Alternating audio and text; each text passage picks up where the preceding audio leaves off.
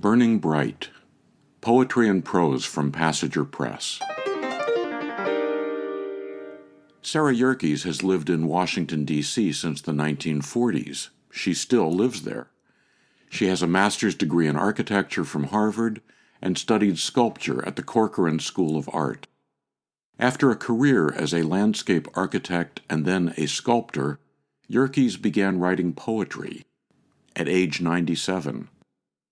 Passenger published her first book of poems, Days of Blue and Flame, when she was 101.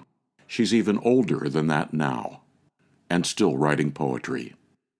She said, "I never fully understood how satisfying it could be to shape, build, and form a piece with words rather than with wood, aluminum, stone, and iron pipe." Here's Sarah Yerkes' poem, Pygmalion and Galatea. It clearly reflects her interest in and knowledge of sculpture. When I was young, the myth of Pygmalion pounding away searching for his love was true romance.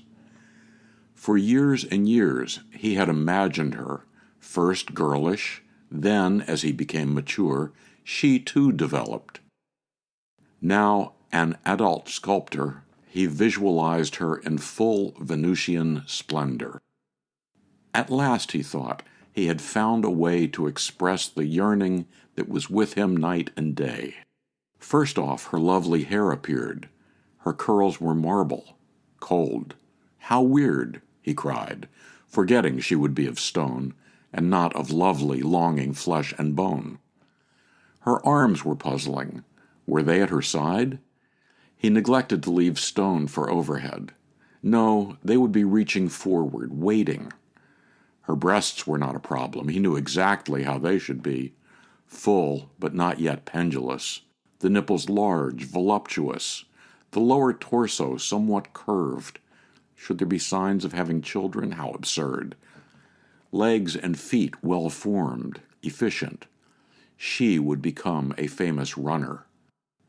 Months went by until at last there stood the statue. He named her Galatea, and he loved her. When I was young, Venus took pity, used some charms, gave the statue the gift of human life. The lovers fell into each other's arms and lived happily all their days as man and wife. Now that I am older, I've begun to wonder, did she like her freedom and having her own head? Pygmalion was insatiable, completely uninhibited. She was used to peace and calm in her marble bed. My curiosity led to research. Not many hours searching in the stack, but right here on my desktop computer. I found two ladies almost back to back. Genevieve Galatea Taggart wants the passive changelessness that she had known, forgetting the shuddering interlude to stun you with the quiet gaze of stone. Claribel Galatea Allegria, too, disliked being his invention. The mirror where he preened himself made her despise him.